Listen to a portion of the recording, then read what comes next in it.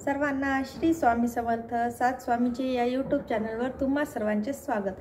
आज आपण बघणार आहोत 9 ज्योतिर्लिंग वैद्यनाथ याची कथा।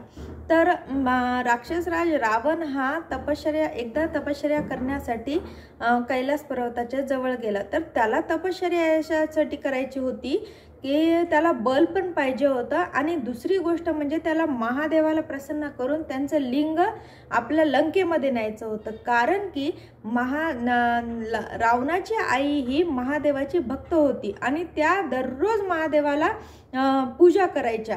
तर एकदा रावणानं बघितलं की आपल्या आईला कष्ट होत आहेत की पूजा करायला जाणं, पूजा करून येणं असं।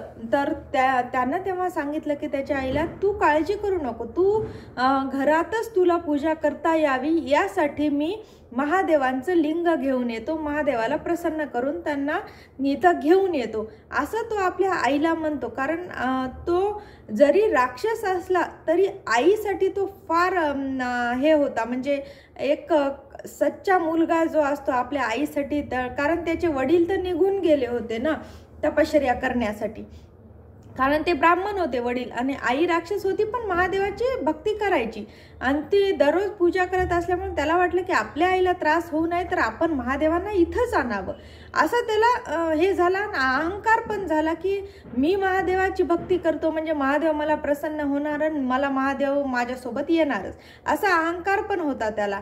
तर तो हे तसं आईला म्हणून तो निघून गेला तपश्चर्या करण्यासाठी। तर त्यानं तपश्चर्या केली पण महादेव प्रसन्न होत नव्हते। त्यानं कित्येक महिने तपश्चर्या केली तरी महादेव प्रसन्न होत नव्हते। तेव्हा त्याला वाटलं की आता आपण दुसरं काहीतरी करावं म्हणजे महादेव प्रसन्न होते। तेव्हा तो होम बनवतो, असा मोठा यज्ञ करतो आणि यज्ञामध्ये सगळे वेद ते म्हणून तो यज्ञ होम करत असतो। कारण त्याला ब्राह्मण पण त्याचं हे असल्यामुळं तो सगळे वेद ते जाणत होता, तो हे करत होता तपश्चर्या, त्याप्रमाणे होम करत करत तपश्चर्या करू लागला। तर तेव्हा पण महादेव प्रसन्न झाले नाहीत। शेवटी त्यानं असं केलं की आपल्याला तर माहीतच आहे की रावणाला 10 तोंड होती, त्यानं एक एक तोंड आपलं छाटून त्याच्या होमामध्ये आहुती देण्यास सुरुवात केली। असं करत करत त्याने 1 2 3 असे 9 तोंडाची आहुती दिली तरी महादेव प्रसन्न झाले नाही। शेवटी तो 10व्या तोंडाची म्हणजे एकच राहिलं होतं त्याची जेव्हा तो आहुती देऊ लागला, आता मला पाहिजेच आहे असं करून देत होता, तेव्हा महादेव प्रगट झाले आणि म्हणाले की राक्षसराज तू असं का करतोयस? तर तुझ्या प्रार्थनेनं तुझ्या तपश्चर्याने प्रसन्न झालो तर मी तुला बल प्रदान करतो असं महादेव म्हणले। तेव्हा ते रावण खुश झाला कारण त्याला बलच पाहिजे होतं। तो म्हणाला म्हणजे ठीक आहे देवा, तुम्ही मला बल दिल्यात, माझ्या तपश्चर्येला प्रसन्न झाला, तुम्ही साक्षात मला दर्शन दिलं, त्याच्यासाठी मी तुमचा खूप आभारी आहे, पण माझी अजून एक इच्छा आहे। तर तेव्हा महादेव म्हणाले की काय इच्छा आहे? तेव्हा ते म्हणाले की मला तुम्हाला लंकेमध्ये घेऊन जायचे।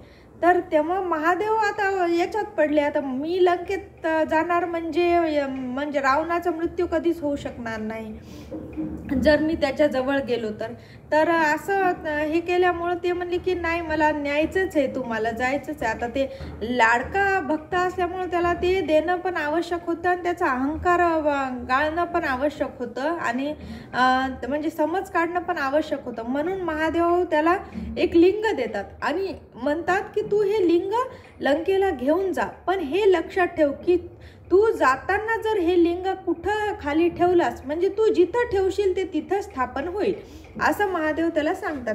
तो खुश होतो, ठीक आहे म्हणतो, मी आता कुठंच थांबणार नाही, मी सरळ लंकेला चाललो आणि तुमचं लिंग मला तिथं स्थापन करायचं आहे। अशा उत्साहानं तो महादेवाला धन्यवाद करून ते लिंग घेऊन जात असतो। तेव्हाच त्याला महादेवाच्याच याच्यानं लघवी येते, म्हणजे तो इतका बलशाली होता तरी तो लघवी रोखू शकत नव्हता। तर तिथून मग त्याला आता तो असह्य व्हायला लागला, आता त्याला जावंच लागणार होतं आणि जर लिंग खाली ठेवलं असलं तिथं स्थापन झालं असतं। म्हणून तो आता विचारात पडला आणि त्याला ते राहवत पण नव्हतं, म्हणजे कंट्रोल पण होत नव्हतं। तर तिथं एक मुलगा होता जो गाई वगैरे चरण्यासाठी घेऊन आला होता. तर त्याच्याजवळ रावणाने ते लिंग दिलं आणि त्याला सांगितलं की मी तू जाऊन येईपर्यंत तू याला खाली ठेवू नको, असं ते सांगतात. तर ते रूप घेऊनच आलेले असतात गणपतीचं, तर ते खाली ठेवू नकोस असं ते सांगतात, असं रावण सांगतो. आणि ते म्हणतात ठीक आहे तुम्ही जाऊन या, तोपर्यंत मी खाली ठेवत नाही, पण मी तुमची वाट बघतो, एक मुहूर्त होईपर्यंत वाट बघतो. जर तुम्ही आले नाही तर मग मला जर माझे हात काही दुखू लागले तर मी ते खाली ठेवतो. तर ते म्हणतो नाही नाही मी आत्ता येतो, असं रावण म्हणतो आणि तो निघून जातो. तर त्याला एवढी लघवी येते की खूप वेळ लागतो, त्याला खूप वेळ लागतो, कारण ते महादेवाची मायाच असते. तर ते इकडं तो वाट बघून बघून मुलगा शेवटी त्याचे हात दुखायला लागतात आणि तो किती वेळ वाट बघून ते लिंग खाली ठेवून देतो आणि लिंग तिथं स्थापन होऊन जाते.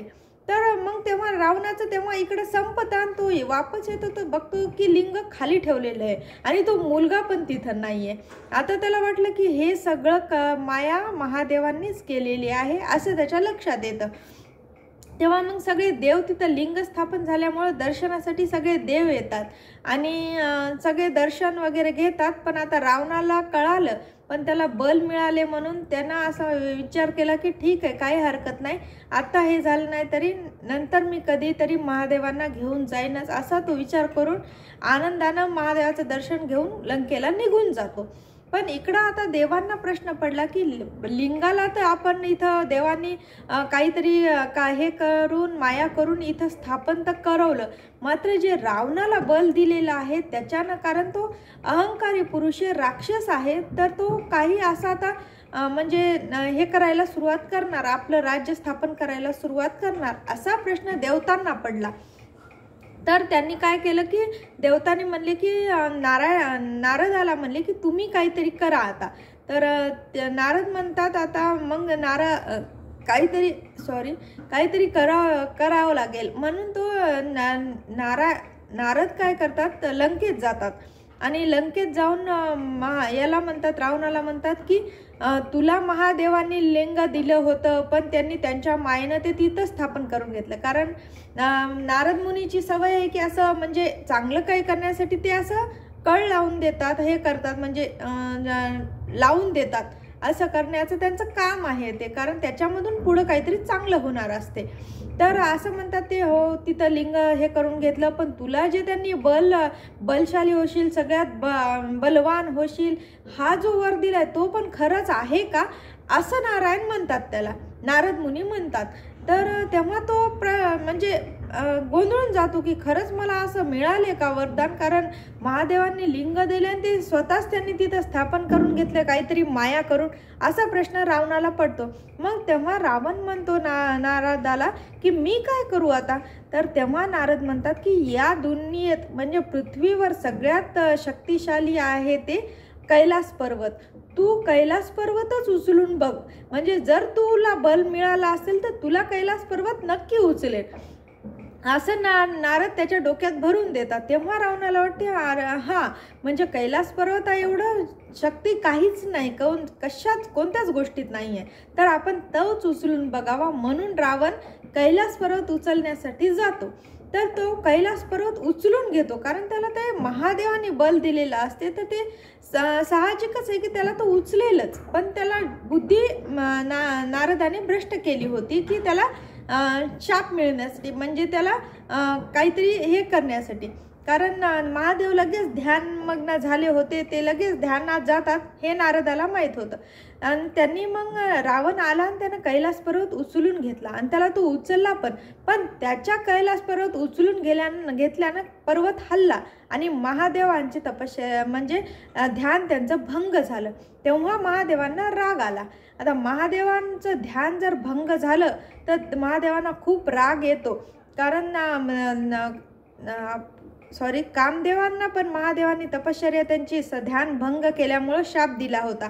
ही कथा मी तुम्हाला नंतर कधी सांगेल, पण आता आपण बघतोय की वैद्यनाथ देवांची. तर ते हल्लं आणि त्यांचं ध्यान भंग झालं आणि महादेवांनी शाप दिला की तुला मारणारा आता नक्की येईल महापुरुष, असं महादेवांनी बोलून हे केलं. आणि रावण आपल्याच खुशीत म्हणजे मला आता खूप बल मिळालं, मी कैलास पर्वत उचलू शकलो, असं म्हणून तो लंकेमध्ये निघून जातो. तर ही त्याच्या पुढची कथा होती की रावणाचं म्हणजे त्याला हे झालं, अहंकार झाला, त्याला मारण्यासाठी आता राम अवतार होणार होता. पण त्याच्या या रावणामुळंच आपल्या म्हणजे देवांनी स्वतःचं आत्मलिंग काढून दिलं आणि ते स्थापन झालं वैद्यनाथ देवाच्या रूपाने. अशी वैद्यनाथ देवांची कथा तुम्हाला कशी वाटली नक्की कळवा. वैद्यनाथ भगवान की जय. शिव हर शंकर नमामि शंकर शिव शंकर शंभो. हे गिरिजापती भवानी शंकर शिव शंकर शंभो. मंगलम भगवान शंभो मंगलम ऋषभध्वज मंगलम पार्वती नाथो मंगलाय तनूहर. हर हर महादेव. श्री स्वामी समर्थ. धन्यवाद.